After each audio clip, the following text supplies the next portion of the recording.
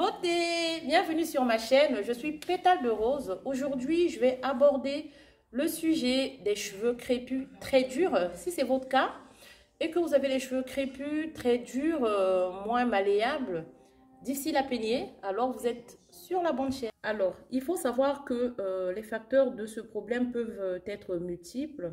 Ça peut être dû à une utilisation excessive de shampoing. Mais ça peut être aussi dû à une eau trop calcaire, aussi à un problème de climat. Si vous avez un climat trop humide, ça peut rendre vos cheveux durs si vous les portez en afro. Ça peut aussi être un problème de colorant. Si vous colorez trop vos cheveux, ça peut rendre vos cheveux secs et durs. Ça peut être aussi être dû à un problème de coiffure protectrice. Si vous optez pour les coiffures protectrices pas adaptées, trop serrées par exemple, ça peut aussi vous assécher les cheveux. Si vous portez vos cheveux trop longtemps tressés, ça peut aussi vous assécher les cheveux. Parce que le fait de porter les cheveux trop longtemps, vous n'allez pas faire des soins à vos cheveux. Et tout simplement, vos cheveux vont manquer de soins et cela va apporter de la sécheresse à vos cheveux et donc de la casse. Pour les shampoings, je disais que ça pouvait aussi être un problème de shampoing parce que nous savons tous que le shampoing assèche les cheveux. Voilà pourquoi il est déconseillé d'en faire fréquemment. Moi, par exemple, je fais le shampoing à mes cheveux seulement quand mes cheveux ont besoin de shampoing. Là, par exemple, j'ai les cheveux souples, malléables, mais j'ai le cuir chevelu qui me gratte. Donc, aujourd'hui, je vais faire un shampoing à mes cheveux et un bain d'huile. Donc, je vais d'abord faire un bain d'huile et ensuite, je vais faire un shampoing à mes cheveux. D'accord? Ça peut aussi être un problème de... par exemple, vous portez vos cheveux en afro. Je ne sais pas si je l'ai déjà dit, je suis un peu perdue, je me suis perdue. Vous portez vos cheveux en afro. Et vous allez dehors et tout ça là. Et du coup, le soir, vous allez remarquer que vos cheveux sont tout simplement figés, durs, etc. Donc, moins malléables. Maintenant, qu'est-ce qu'il faut faire pour résoudre ce problème? Alors, pour résoudre ce problème, vous pouvez opter pour des bains d'huile. Donc, vous pouvez faire des bains d'huile, utiliser des huiles qui ont le pouvoir, qui ont un pouvoir hydratant, telles que l'huile d'olive, l'huile de tournesol, l'huile de persil. Sur ma chaîne, vous trouverez une recette à base d'huile au persil. Vous pouvez opter pour des beurres tels que le beurre de cacao, le beurre de mangue. Ce sont des beurres qui ont un pouvoir hydratant. Donc, ça va vous apporter de l'hydratation et de la souplesse à vos cheveux.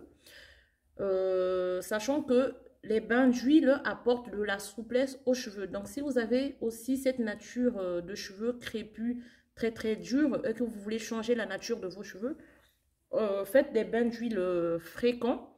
Vous allez me dire, ça va vraiment assouplir vos cheveux, ça va rendre vos cheveux malléables, etc. Mais c'est pas tout. Vous pouvez aussi opter pour des masques hydratants tel que le masque de baobab, de poudre de baobab. Au Congo, ça s'appelle Mukondo.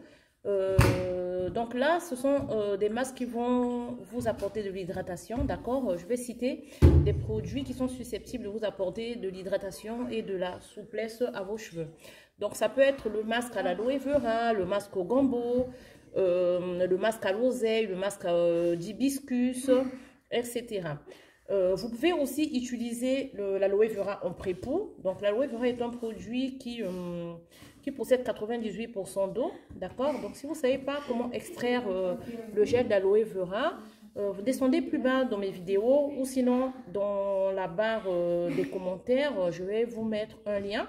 Vous aurez juste à cliquer sur ce lien-là et ça va tout simplement vous renvoyer sur la vidéo dont je parle. Donc, pour extraire le gel d'aloe vera, vous allez acheter la feuille d'aloe vera. Vous pouvez la trouver dans un commerce ou souvent dans les magasins bio. Ils en ont souvent. D'accord? Moi, j'achète la mienne chez Naturalia ou encore chez Auchan. Donc, vous allez prendre votre feuille d'aloe vera. Vous allez enlevez les extrémités de votre feuille pour ne pas que ça vous agresse. Ensuite, avec une cuillère, vous allez, d'abord avec un couteau, vous allez la séparer au milieu comme ça. Vous allez la diviser en deux. Et vous allez extraire le gel avec une cuillère. D'accord? Et ça vous fera le gel d'aloe vera. Surtout, mixez votre gel, car le gel d'aloe vera possède beaucoup de résidus. Donc, vous mixez votre gel, vous filtrez, puis vous utilisez ça en pré-pou. D'accord? Vous pouvez, si vos cheveux ne supportent pas le gel d'aloe vera, mélanger ça avec un peu d'huile de palme. Vous remixez le tout, ça vous fera de pré-pou et vous appliquez sur vos cheveux. Ok? Maintenant, quand vous avez fini d'appliquer cela, vous rincez vos cheveux. Donc, vous laissez poser 45 minutes, 3 quarts d'heure ou 1 heure en enveloppant vos cheveux avec du plastique pour créer de la chaleur naturelle, pour ouvrir les écailles de vos cheveux.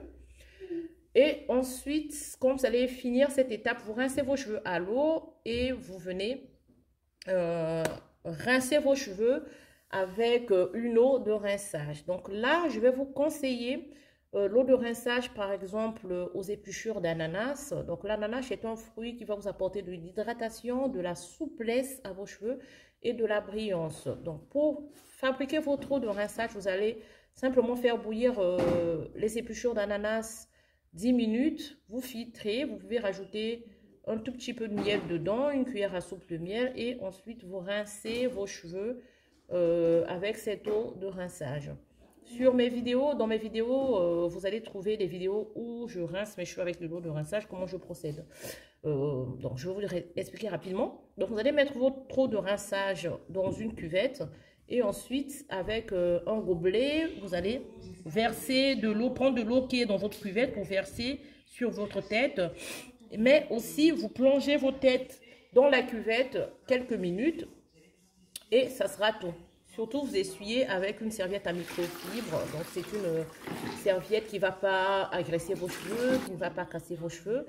Si vous n'avez pas une serviette à microfibre, pas de panique, utilisez un t-shirt.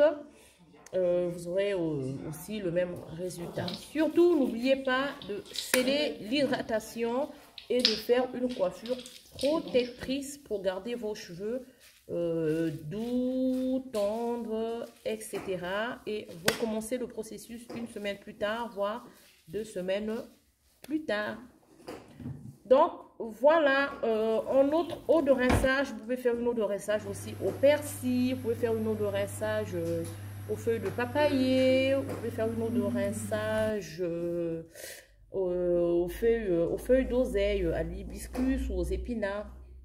Alors, j'aime bien citer des produits locaux dans mes vidéos. C'est tout simplement pour donner des clés à ceux qui sont en Afrique, pour qu'ils ne soient pas perdus dans tous nos produits. Avec tous nos produits qu'on utilise ici en France, ce sont des produits forcément que eux ils ne trouvent pas au Congo. Enfin, ils ne trouvent pas tous les produits. Donc, voilà pourquoi, pour leur faciliter la tâche, moi, j'utilise des produits que eux, ils peuvent trouver facilement en Afrique. D'accord? Mais bon, si vous n'avez pas ces produits-là, vous pouvez les remplacer par d'autres produits hydratants. Ça marche aussi. OK? Donc, ça va être tout pour aujourd'hui. Si c'est la première fois que vous passez par là, n'oubliez pas de vous abonner et d'activer la cloche de notification pour ne rien louper de mes prochaines vidéos. Sur ce, je vous dis ciao, à bientôt pour un prochain numéro.